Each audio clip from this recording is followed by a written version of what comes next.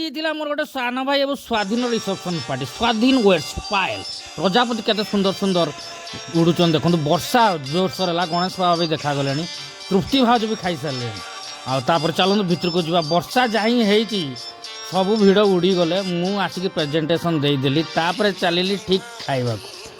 ସାଙ୍ଗସାଥିମାନେ ବି ମାନସର ପୁରା ଅଛନ୍ତି। ଲୁଲୁ ଭାଇ ବହୁତ ବ୍ୟସ୍ତ, ଭାନୁ ଭାଇ ବି ଏବେ ସମସ୍ତେ ଖାଇବା ଆରମ୍ଭ କଲେ। ଓ ଜଗୁ ସେठ ପିଣ୍ଟୁ ଭାଇ ମଟନ୍ ଟାଣୁଛନ୍ତି ରେ।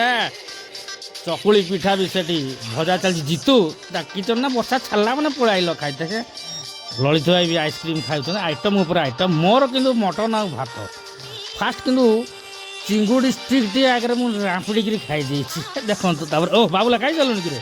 ଏବେ ଚାଲନ୍ତୁ ଥାଳି ଧରିକି ଯିବା ଖାଇବାକୁ ମଟନ୍ ଆଉ ଭାତ।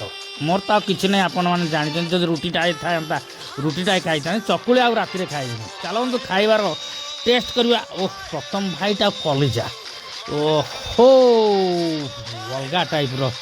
ତାପରେ ପୁଣି ଆଉ ଥରେ ଆଣିକି ଖାଇଲେ, ଖାଲି ଉଡ଼େଇ ଉଡ଼େଇ କାଉଚିରେ ମଟନ୍ ଭାତ। ଆଉ ଥରେ ଚର୍ବି ଉପରେ ଚର୍ବି ଦେଇ ଚାଲ, ଆଉ କିଛି ବି ଦିଅ ନାହିଁ ନା। ଓ ଖାଇକିରି ପାଏସ୍ ଟିକେ ମାରିକି ଚାଲିବା ଘରକୁ। ରହିଲି।